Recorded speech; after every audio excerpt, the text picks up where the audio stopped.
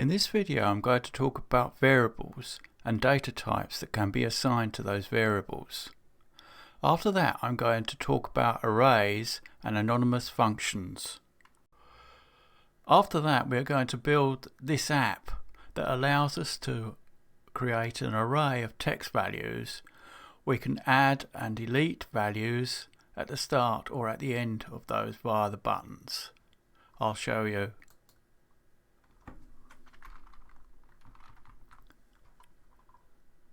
Add.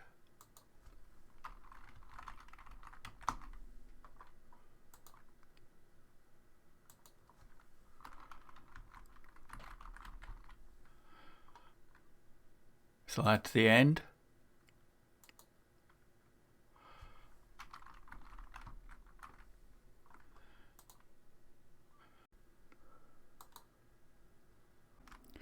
Using the toggle sort button, we can toggle whether the words in the array are in alphabetical order or reverse alphabetical order. And each time we press the button it changes. See? And then we can delete from the start or delete from the end.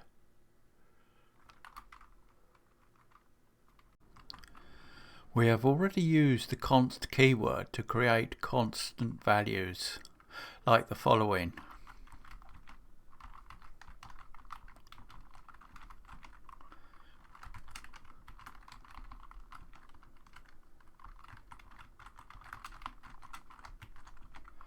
Here we are assigning the text Hello JavaScript to the myConst constant. Once set, this value cannot be changed during the execution of the program. Text values like Hello JavaScript are called strings in programming. There are other types of values I could have initialized myConst to. Other common ones you will come across are numbers and Boolean. To initialize myConst to a number, I could do the following.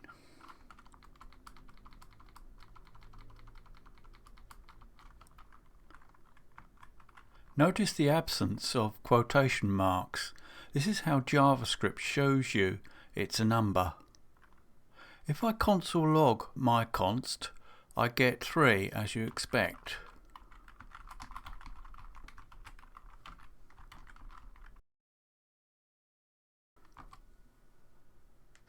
See? What if I initialized myConst with quotes?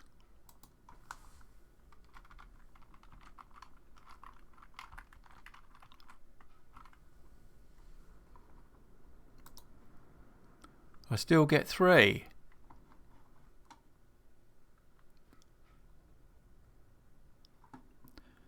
It might seem like it doesn't matter whether I use quotes or not, but it does. I'll show you why. Let's put the 3 in quotes back to a 3 without quotes. And let's add 3 to myConst. Gives me 6 as you'd expect. Now, let's see what happens when I put this in quotes.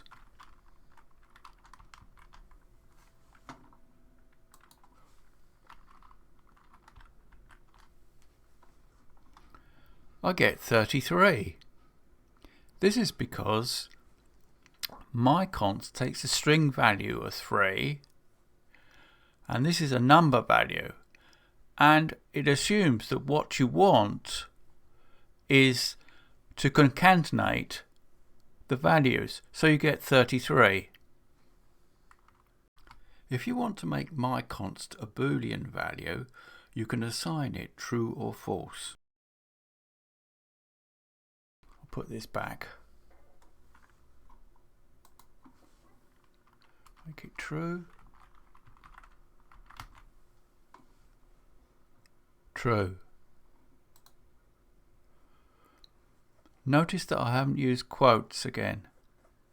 If I use quotes for true, it would make it a string value.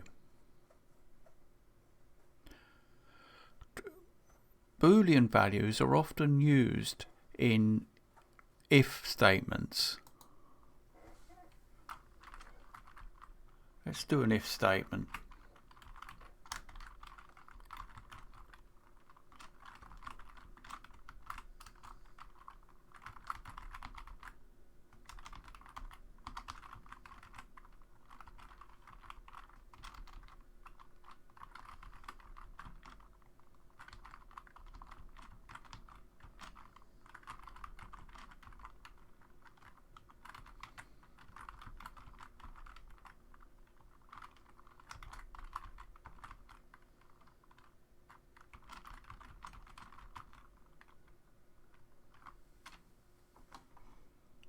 You will see this because my const is true.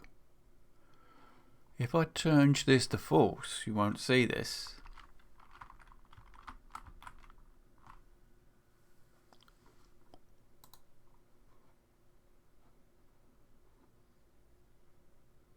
So you just see the false statement. I could add an else part to the if statement. This will show when my const is false.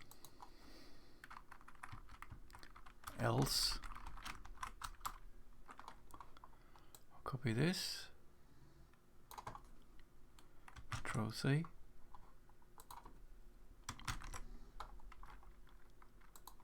Change this to false. And now you will see this because my const is false. I could also make this an expression.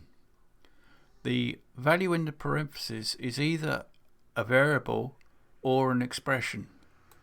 I'm going to make this an expression. My const equals true. So now it's still giving me what I had before, but if I change this back to true, you will see this because my const is true. Notice the three equal symbols. This means my const equals true, as opposed to this, which is saying assign true to my const. I could have an expression like the following.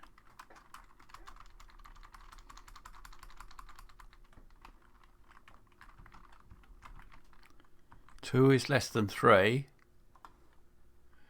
and that still says comes to true, because 2 is less than 3, or even 2 is less than or equal to 3, or 3 is greater than 2, also works, or 3 is greater than or equal to 2 works. You get the idea. Okay, enough about talking about if-else statements. Let's talk about arrays. What is an array? Arrays are used to store multiple values in a single variable. I can create an array called fruits, which contains apples, pears, and oranges.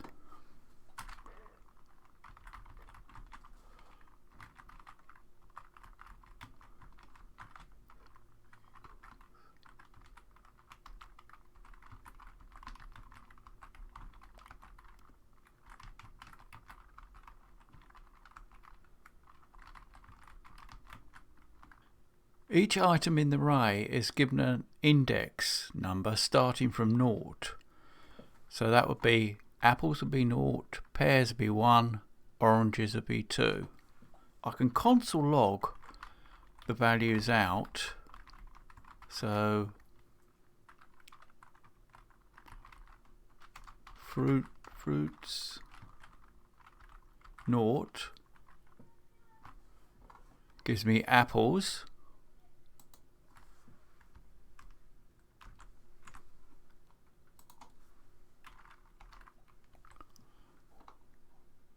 Fruits 1 gives me pears.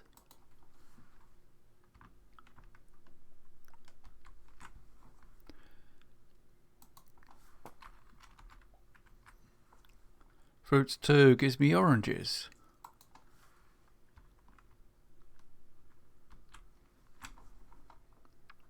If I do 3,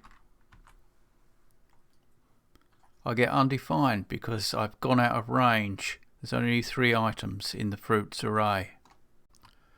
I could have created an array with number values, Boolean values, or a mixture of different types of values in the same array. You'll notice that I've used single quotes for the strings. You can either use single quotes or double quotes. I also could have looped through the array. Here's how.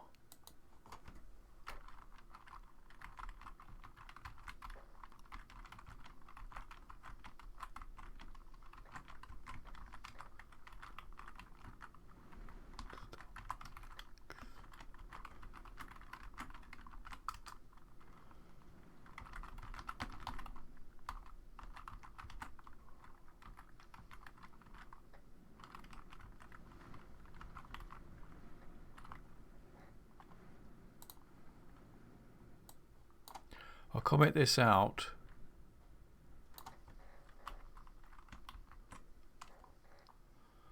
We still get the apples, pears and oranges. This is from this. The way this works is let I equals 0 initializes I to 0, and then fruits.length gives you the length of the array, and it checks whether I is less than the length of the array. The length of the array is 3 in this instance, and if it's less than 3, then it'll increment the I value, but the increment will only take place after it's executed the console log fruit I value, and I goes 0, 1 and 2. When it goes to 3, it leaves the loop. Notice that I initialized the I variable with the let keyword rather than the const keyword. This is because the variable needs to change during the execution of the program.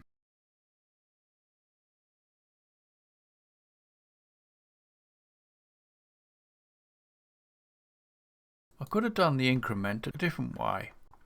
I could put I equals I plus 1,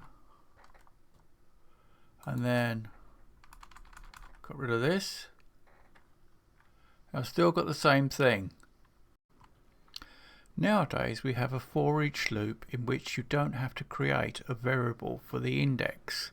We can write it like the following. I'll comment this out.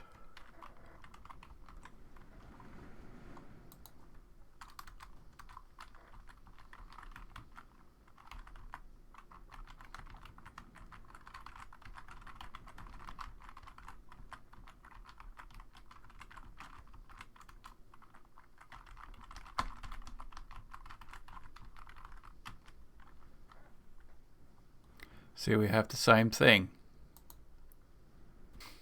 Here we take the fruits array and use a forEach function that takes a function as a parameter. The function it takes uses a parameter which I called fruit, but I could have called it anything. Fruit is then used in the console log statement. Two things to take note of. Firstly, the forEach function takes a function as an input parameter, and secondly, the function it takes does not have a name. It is an anonymous function. It can be an anonymous function because it does not need to be called anywhere. It simply runs when the forEach function runs. I could have used a named function. I'll comment this out.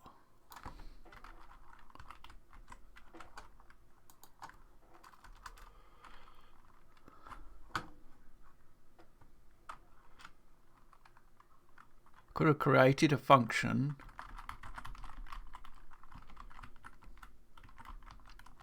parameter function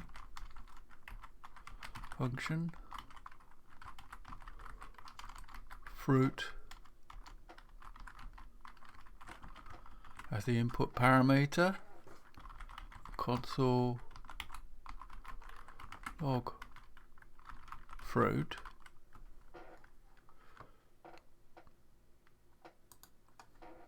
and then I could have created fruits dot forEach parameter function, and I have the same thing: apples, pears, oranges. If I've called it parameter function because I want to emphasize to you that it is a parameter function of the forEach function. I could have given it a better name. I could have called it something like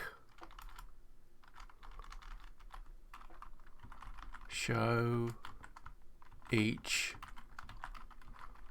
fruit.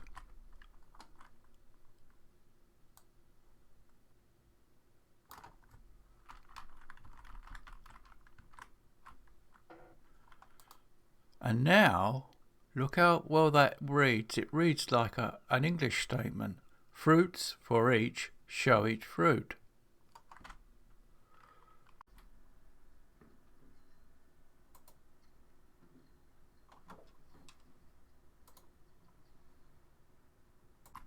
So now on to creating our array app. I'm going to start by creating two divs. One's going to have a container class, and the other's going to be nested and given in a container.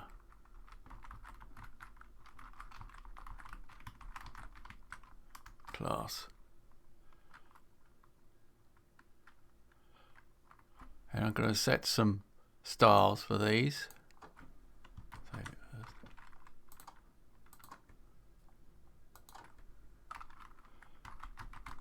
Body,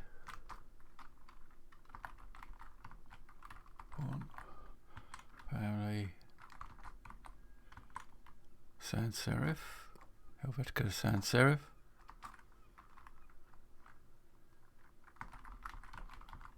font size 1.1 rem.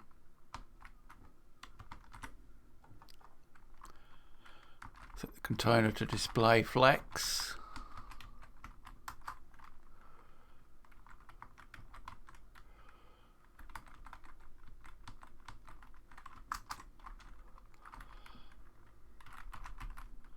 Give the background a light grey and set the height to 100 viewpoint height.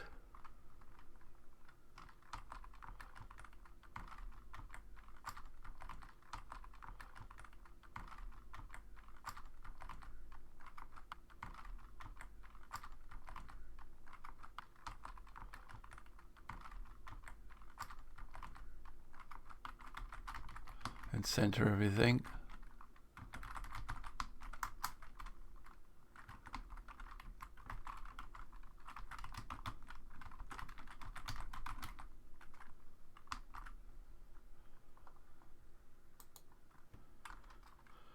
So the outer container is used to center the inner container. You'll notice I have a scroll bar here and a margin.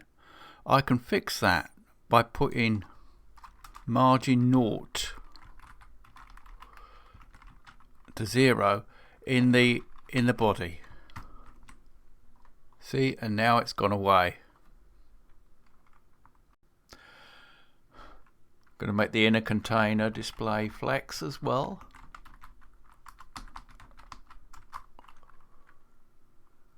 And the flex direction is going to be column.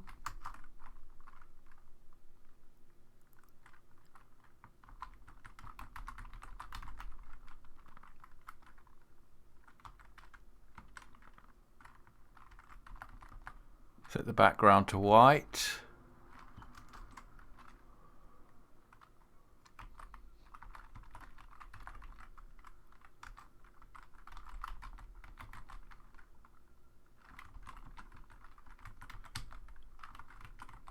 Space around. This means that all the items in the inner container will have space around them in the vertical direction. And then in the horizontal direction,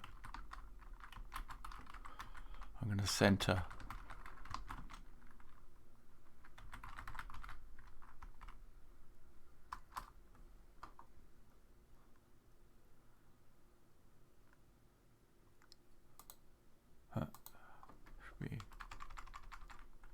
align items.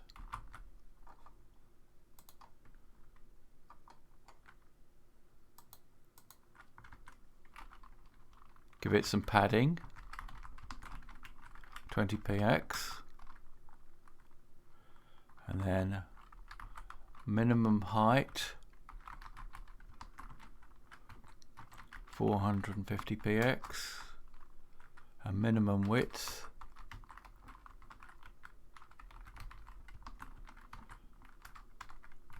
400px. So now we have a square centered inside of our screen.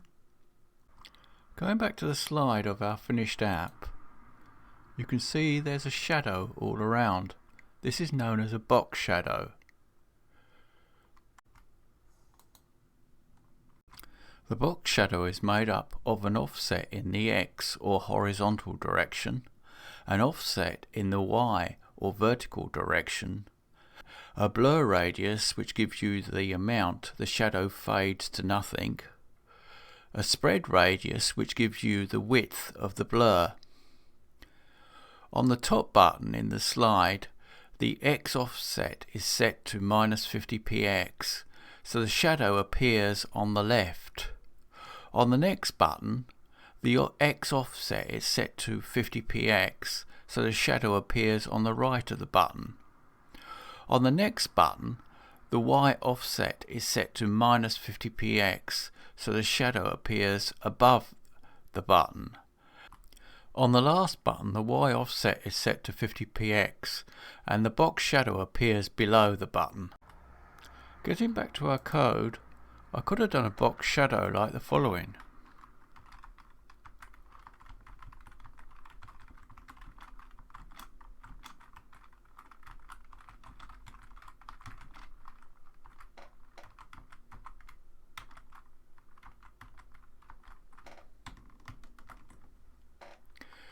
This gives me a crude version of what I want. Here I've set the X and Y offsets to 0 and made the blur radius 20px and the spread radius also 20px and set the colour to a light grey. I can get the box shadow a lot better by having a number of box shadows combined. To get a number of box shadows to be combined, I need to separate them with a comma. Here's an example.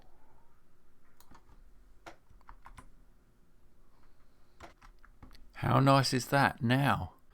I googled box shadows to get this. You can find lots of interesting examples of box shadows online, and it saves a lot of messing about to use one of them.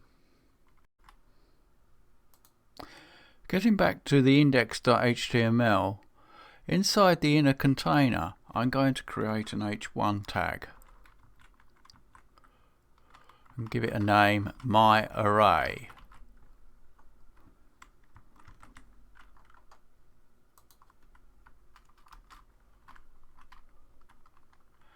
And I'm also going to create a UL element with a class named array. Inside here, the items that are in the array will be displayed.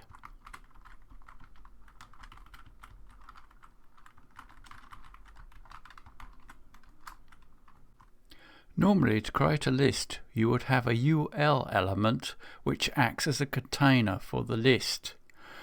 You then have LI tags which stand for list items, like the following.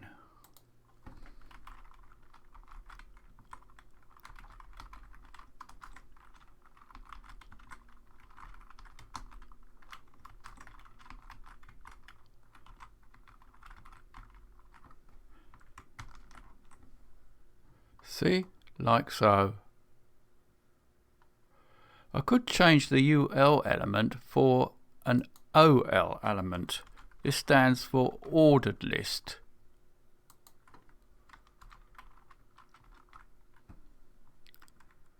Save that. Now the only difference here is the list items are numbered now. I'll change it back to UL.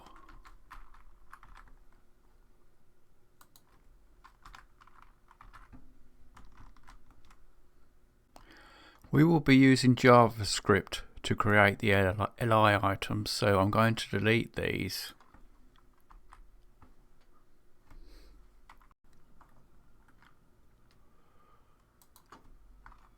Also, I'll create two div elements.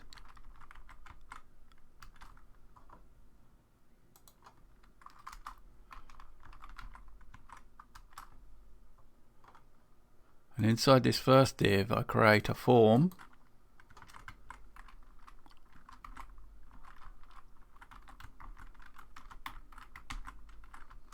I will be doing a form example soon, but for now we can think of form elements as like a div, but for form elements. In this case, the input box for us to enter our array items. Inside here, I'm going to create another div of class form group, which will have a label,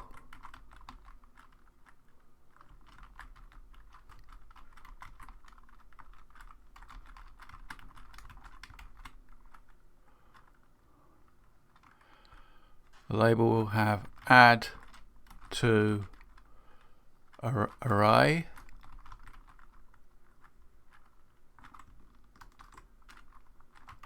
input box type text,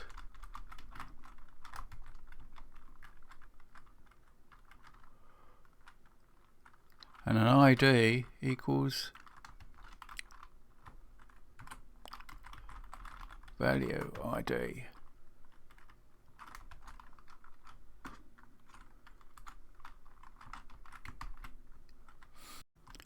Input tag is used so we can type in text. It does not have an opening tag and a closing tag. It is just one tag, and it has a / just before the closing angled bracket to show it is a single tag. You have probably noticed the for attribute in the label. It is set to the value ID, which is the ID of the input element. The reason for doing this is that when I click on the label, it gives focus to the input box.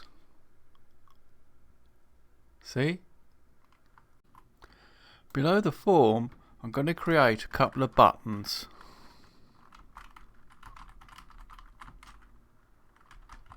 In my class of BTN orange,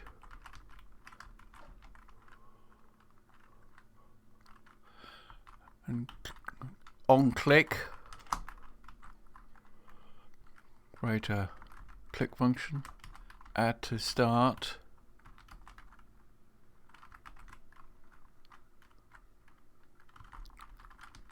value ID dot value to get the value from the input box.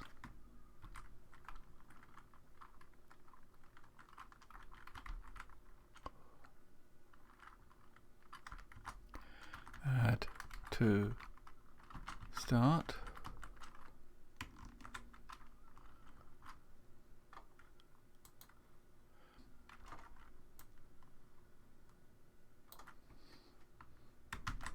And create another button.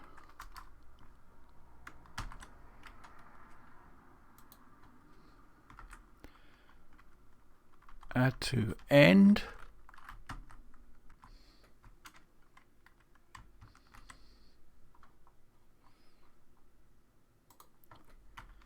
Change end to capital. Now here I'm going to create another div.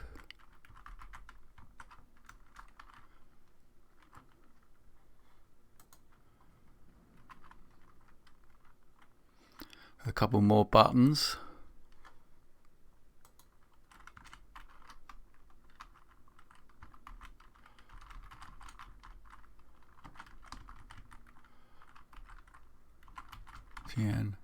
BTN grey. On click. Remove from start function.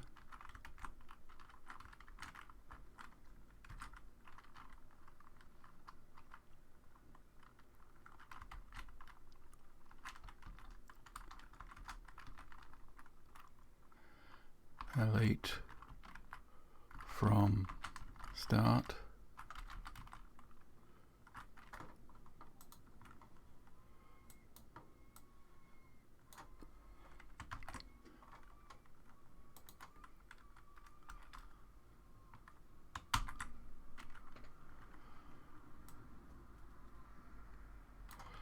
Move from end.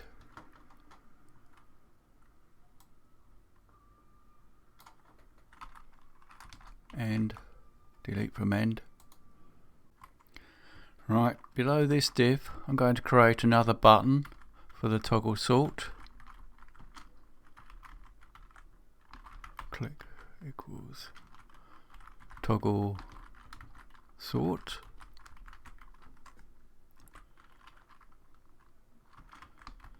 Class equals btn toggle.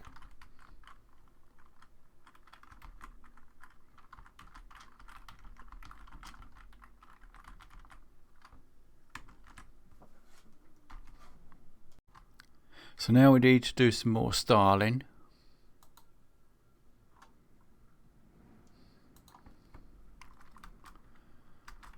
Style the form first of all. Display, flex, then flex, direction, column,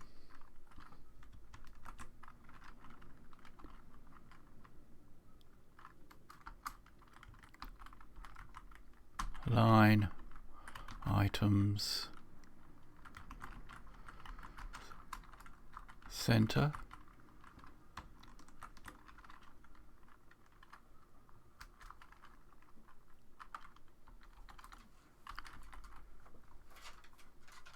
got the semicolon.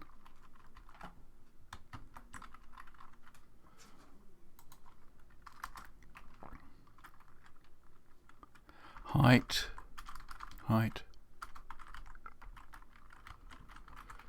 55 px, 65 content, space around. So next I'll do the array, which is the UL list, unordered list. Style type none. This gets rid of the disk at the front of the list items. Display flex again. Flex direction.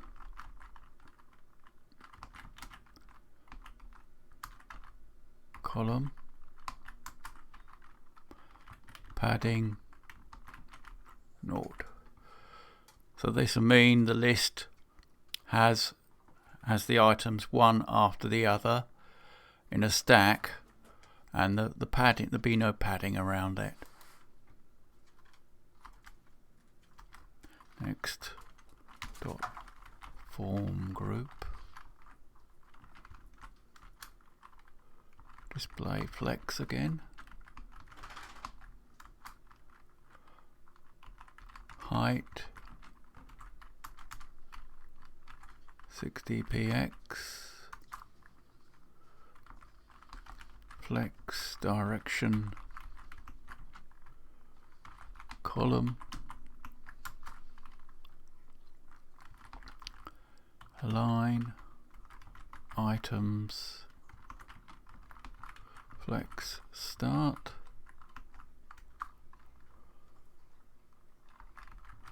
justify content, space between. Space between is similar to space around, but with space between you only get it between the items and not on the outside of them. Right. And ID, value ID, padding 0.5 EM.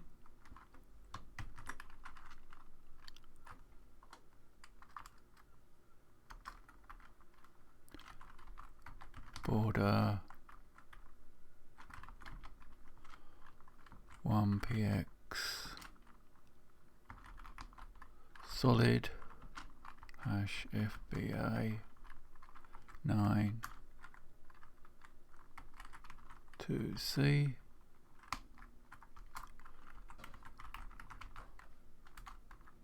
ground color hash BA,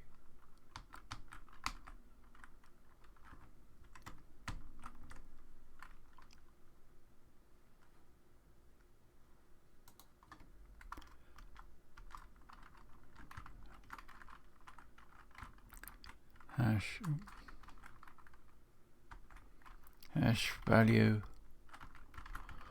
ID hover and hash value ID focus,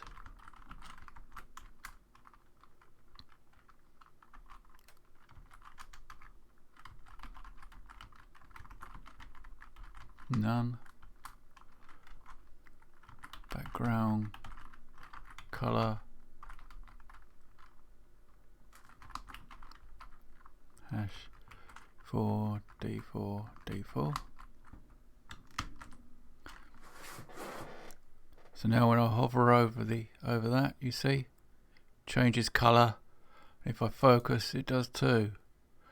The outline none is that sometimes you get a black outline here if you don't put outline none.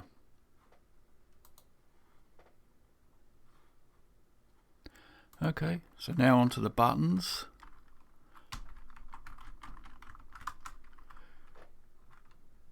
Again, padding 7.5 EM, 1.5 EM,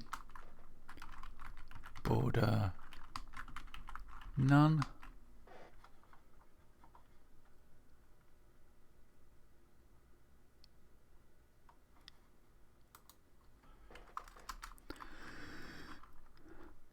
margin 10px, cursor pointer, font size 1 rem, font weight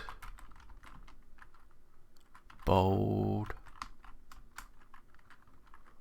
background color hash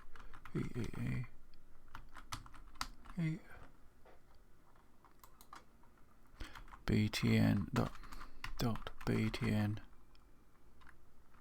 colon hover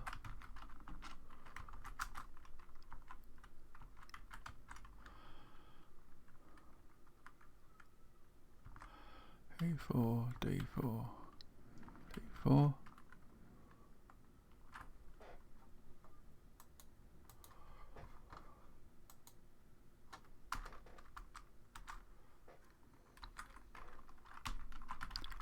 BTN orange.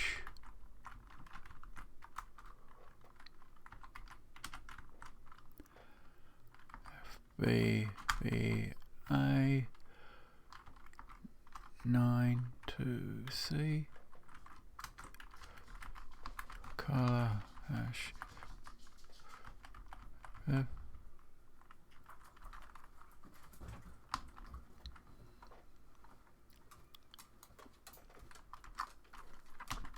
BTN orange.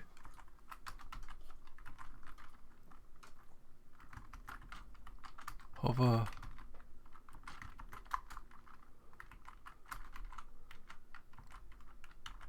Background color F 9205.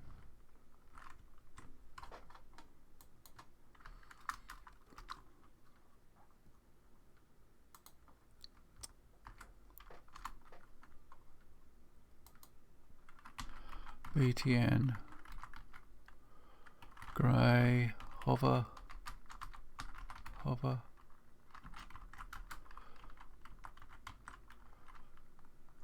3D, 3D, 3D.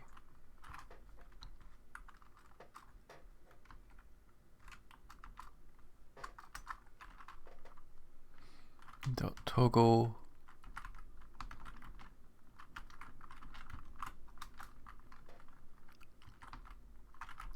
Align self.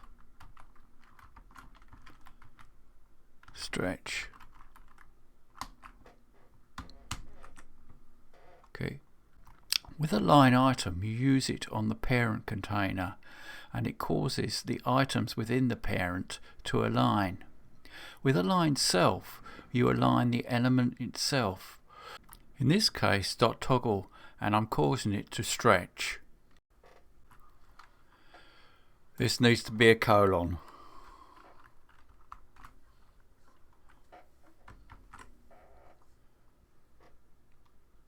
So onto the JavaScript now. I'm going to create a variable called myArray, which will be the array, and I'm going to create a function, the function add to start.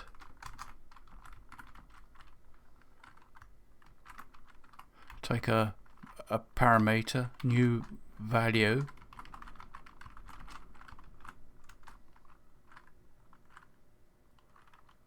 and for now I'll just console log new value.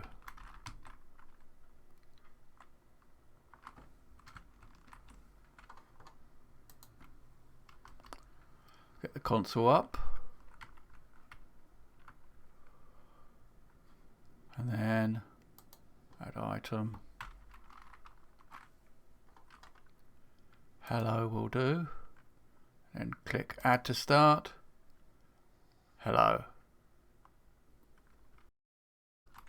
So the way we add to an array from the front is by using an unshift command. Function rather.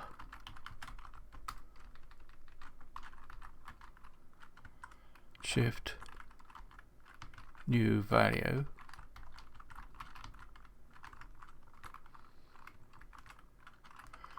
And then I want to show function.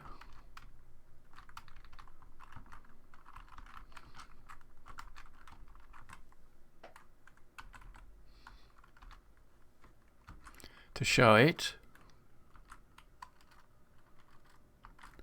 and then set the value id.value equal to nothing. I'll do that so this will be empty.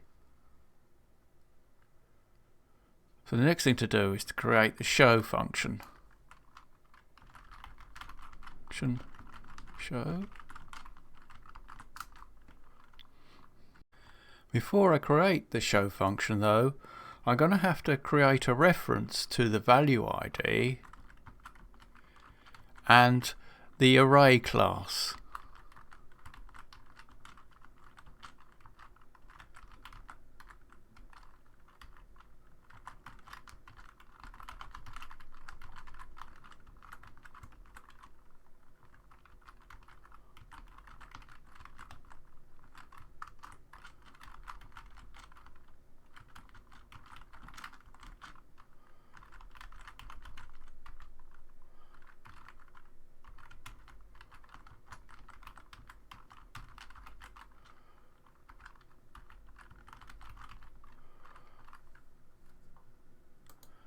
Now I can use the array class here.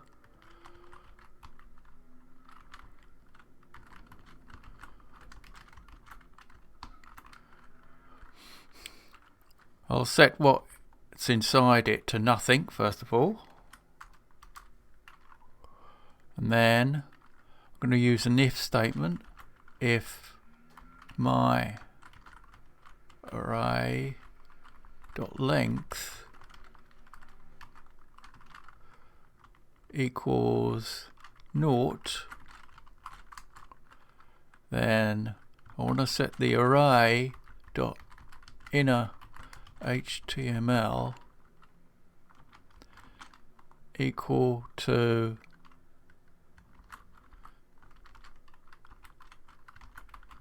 li array is empty, because there's nothing in their array.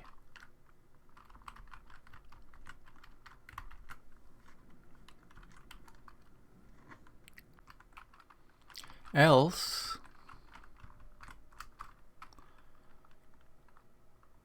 my array dot forEach function item, then array dot inner HTML plus equals li plus item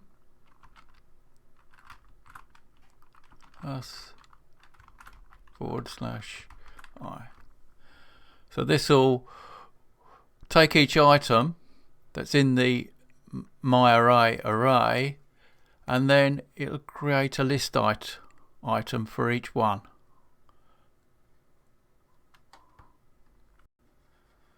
So try that now. Hello. At the start.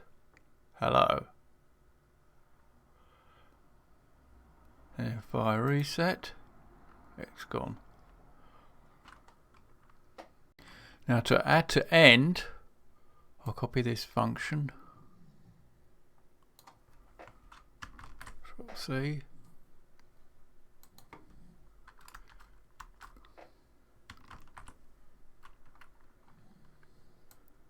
To end,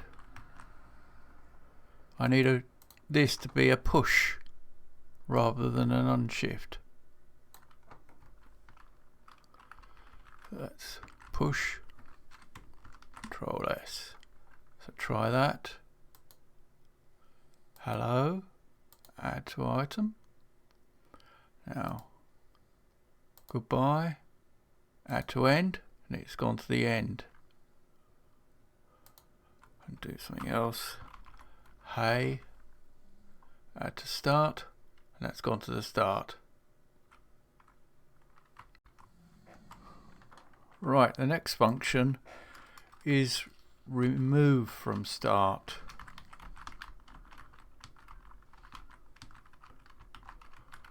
From start.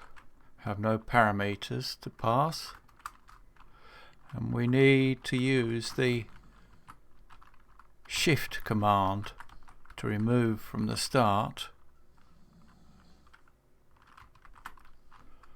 and then show.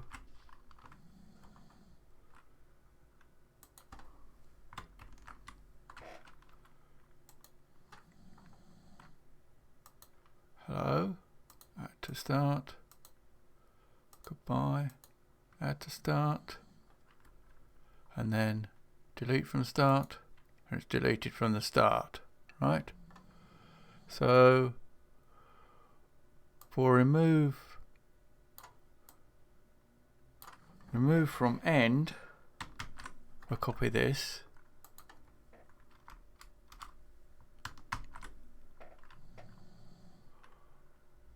We need the pop command. Pop.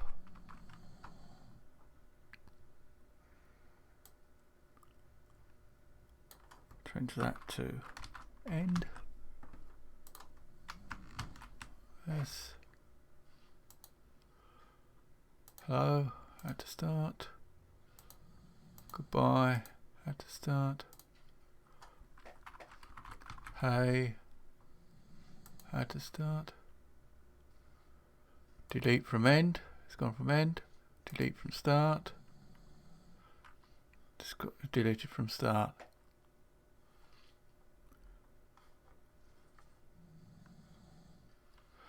So the last function is a toggle sort.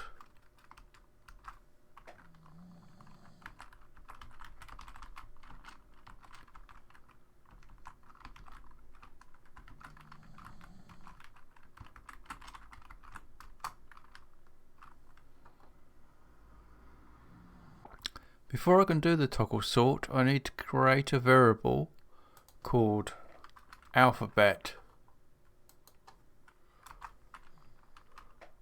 So it's going to be a Boolean variable.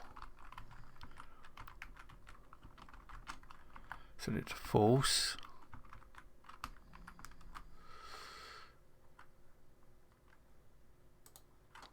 And here, if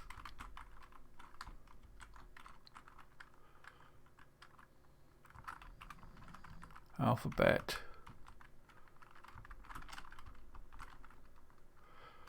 the exclamation mark means not, so if not alphabet, do the following. Set alphabet equal to true, and my array.sort will sort the array into alphabetical order.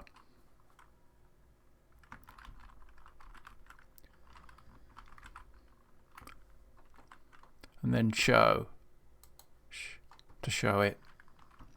Else set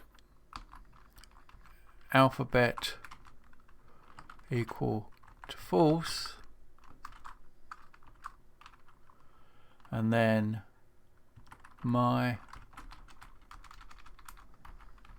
array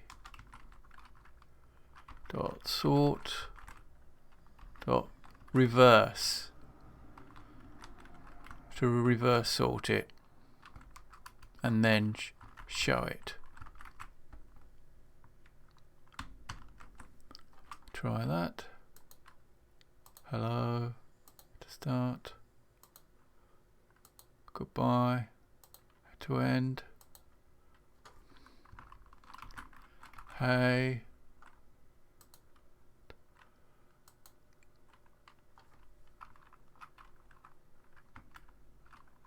see you, to end. So toggle sort, that's in alphabetical order.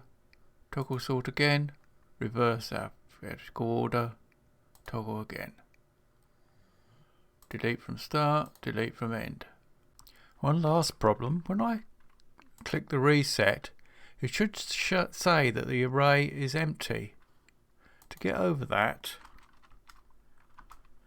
I'm going to click show function, run that, and now it works.